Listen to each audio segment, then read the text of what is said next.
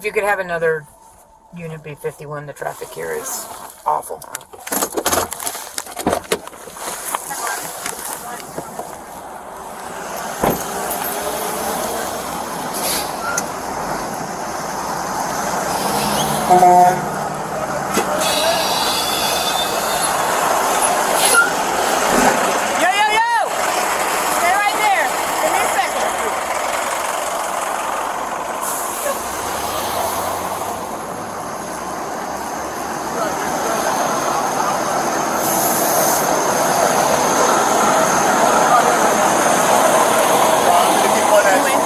No, man, we good. We didn't even get tapped. You're not involved. Okay. Are you injured? You want EMS? Do you need EMS?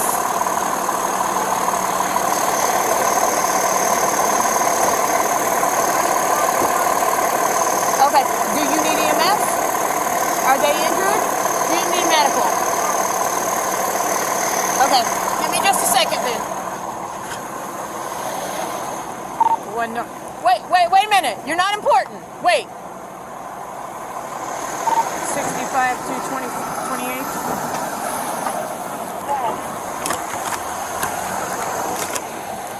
One of them's going to be out of New Jersey.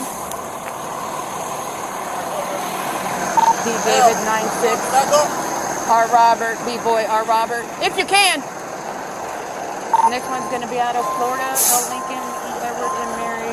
W. Williams 73. I do. I'm in the truck. You're in the truck.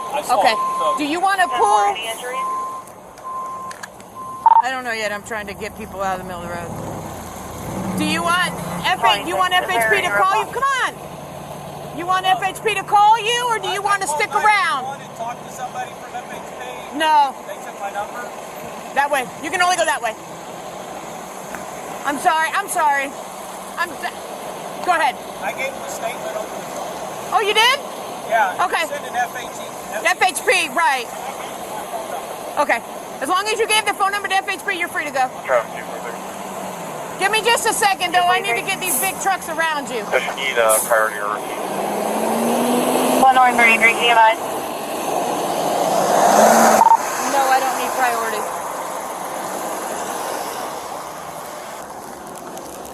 Are you the driver of this vehicle? Sir, you the driver of this vehicle? Yes. Do you need EMS?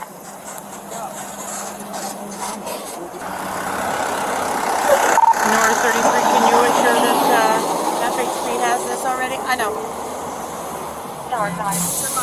Yeah, just make sure you don't get in the middle of the road. You can get in the van. I just don't want you milling around. I want to get my kids in the car over there. They can't leave, though. FHP has to come. Okay, so they can't get in that car? You can, but I don't want you walking across the road with two kids unless I stop traffic. So when you're ready to go, let me know. Yeah. Okay. Yeah. I'm ready when you're ready.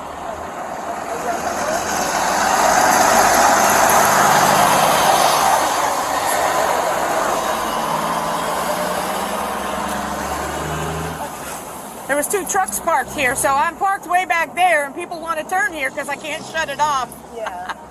So I definitely don't want... You good? 725 status.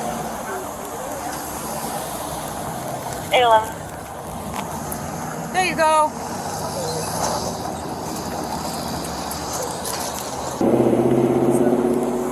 I'm not sure how this works now. Okay. Give me just a second. When somebody else gets here, I just don't want people crossing here. Okay, got So it. when somebody else gets here to close this off, I'll be more than happy to explain it to you. So give me just a few minutes. You're welcome. I'm just trying to avoid cross traffic right now because, as you can see, This person was trying to turn. yeah, that's my point. No, that way. You see, right?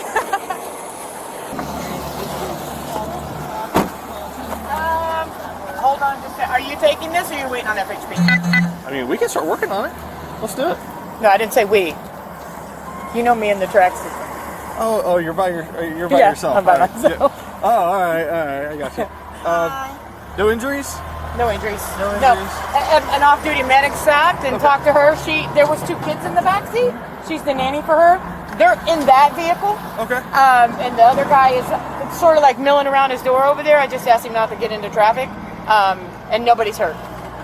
All right. But they're not movable either. It starts, but the tire's sitting like this. You want to move them? I mean, it's up to you. We'll see. What happened? I go out. Was that? I go out from there. I wanna go to that way. You want to go that way? Okay, so you're trying to make a left off of Carter to go east. And son, here that I can go by this way, and the other car gonna go by the right. Okay. But the car behind, like, Went around? Yeah, so she speaks Spanish, that's her primary Oh, language. So no worries. I asked her. So she said that the car that was coming this way was making a right, and she went, and that car went around. As the car was making the right-hand turn, that car kind of came the car over. is like it's turning to the right, and I wanna turn to the left, and the other car, the car behind. He crosses over to come this way. I mean, you can see where her car is, and she's making a left, so her car is here, going that way, and it's here. So, I don't know. I think he probably crossed the line to go around the other car. Probably. I mean, based on where we're sitting. You want medics or you want to go to the hospital on your own? No, I think I'm okay. Okay, I'm going to give you a piece of advice, right? Just a suggestion, because I've been doing this a long time. Get medically checked out. If you don't want it right now, maybe schedule a doctor's appointment or Okay. run to an urgent care or care, something, because this is going to be caused by this. And so it probably jerked you back, and you might get something up in here that might cause, but if you don't want it right now, at least get it at some point. I'm not health insurance covered. Oh gosh, okay. All right. Well, What happened? So coming down this way, a car in front of me turned right, and then when that car turned right, she pulled out, and I T-boned her. Okay. Apparently, there was there was a truck coming this way that was stopped, waiting to turn left, and I think they waved her out, but she didn't look. Can't do anything on that one. yeah. So there was a witness here, Yeah. but he left his name and number with FHP over the phone. Okay. So I know who he is. So if you need him, we can find him. Yeah. Nice. All right. I like it. That's what happens when you're raised here. My wife was too. Yeah. Do you have your license, registration, insurance? Just give me a few minutes, and we'll see if we can get everything kind of packaged up here. Because if this thing won't move at all, then we gotta get a tow truck here like ASAP. Yeah, no, I mean, I don't, maybe with airbags blown and it's airbag on the steering wheel, does it move? We can try. Yeah, they'll still sometimes start, and we can try to get it out of the road. Because if we get it clear of the road, then if you want to call AAA or somebody else, I'm okay with that. But if it's sitting in the road, I have to get it out. Of course, yeah. Okay, thanks. Absolutely.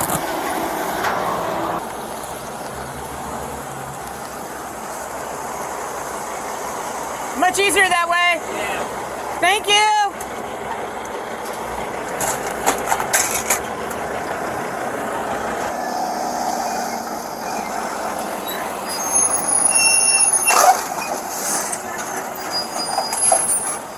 Oh boy, that didn't work out too well.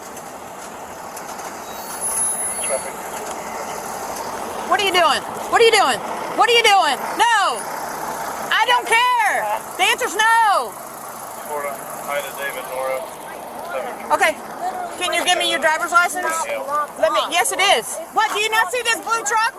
Do you not see that blue truck? Put your car in park and give me your driver's license.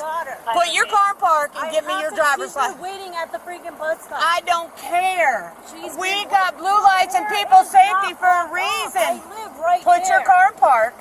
Oh my God. Okay. Stop her. Yo, stop.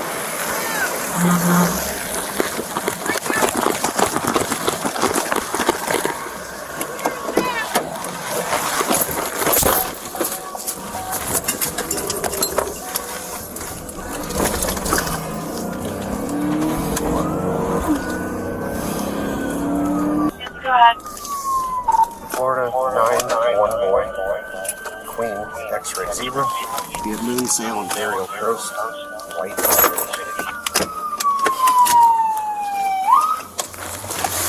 Can you 10-9 or 10-20? You had a lot of background. Moon Sail Drive, Burial Coast Trail. Get in the car. Sit down. My daughter Sit was right down. here waiting for me. Sit down. Oh my God. Give me your driver's license, registration, and proof of insurance. Because they blocked it off, and I was trying to get to Giselle, and I got here. She's not freaking It's here. related to that. Look, my daughter's Okay, right sit there. down. My daughter's right there. I don't care. I was trying Sit to get down. to my daughter. Dude, it's blocked off. Sit down and give me your driver's license. Now. I don't have it with me. It's at the house. Don't get involved. Back up. Get involved. I mean, you don't even yell at me. I'm not being... Don't get involved. Whatever you need to do, don't get involved. Stay in your vehicle. You are stopped for a lawful reason. How was it? It wasn't even blocked off. People were coming out of that North street. 32. Can you advise You that guys that were tag blocking goes all back the to- way to 75. Yeah, I'm why trying do you to get think to we're my doing that? daughter. It was nothing blocking. It was a traffic this way. crash. Okay? It was You nothing disobeyed blocking this Okay, way. I'm not arguing with you. Eduardo Garcia. You don't have a driver's license? I have a driver's license. It's at home. That's what What's I'm your trying name? to say. What's your name? I'm not saying that. Okay. It comes back to a male, ID, Eduardo like, something. if you want my She's driver's refusing. license, Okay. Do you want it or do you Jail. want me to take it? You can take it. All right, come on. Your kids are in that car, are they? Turn around. This is not the way you should have handled this. I don't need to be arrested, man. I'm sorry. I'm trying to get my driver's license. I was trying to get my daughter. My daughter's right Come on. there. My daughter's right there.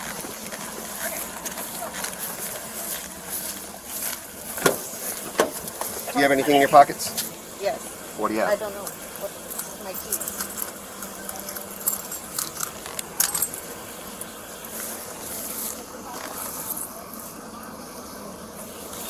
All right. Yeah.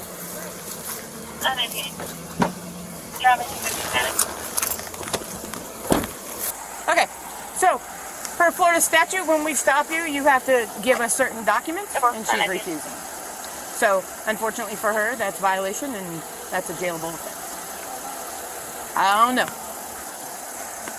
So she probably should have listened to us a mile up the street, and this wouldn't be happening. But she couldn't wait the 5 seconds it was going to take us to open up the road to come down here, and she came that far from hitting him. A normal evening drive can turn into a life-changing moment in seconds. In this situation, officers were already managing a traffic crash, vehicles damaged, families on the roadside, and traffic backing up in every direction. Their priority was simple but critical: keep people safe while clearing the road. But one driver arrived with urgency and frustration, convinced she needed to get through immediately to reach her daughter. That emotional urgency collided with authority, and within minutes, a routine traffic control situation turned into an arrest. The lesson here isn't really about traffic laws. It's about something deeper: how impatience, stress, and ego can push ordinary people into decisions that make a bad situation far worse.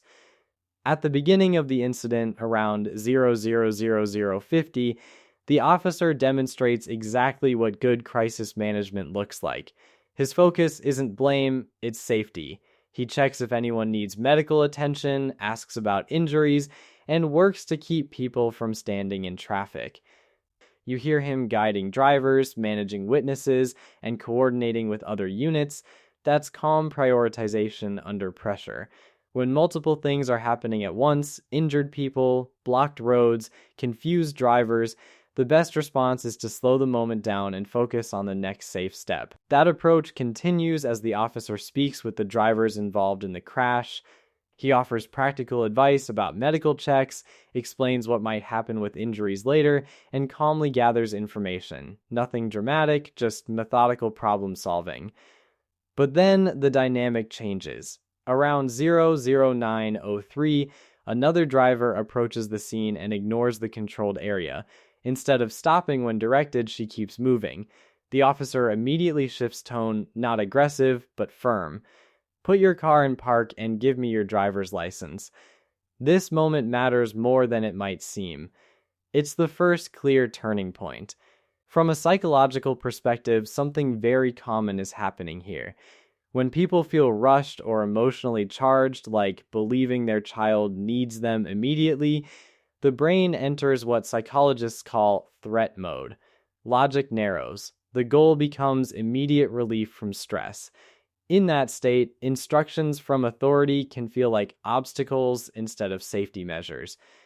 You can hear that frustration in her response. She insists she needs to reach her daughter.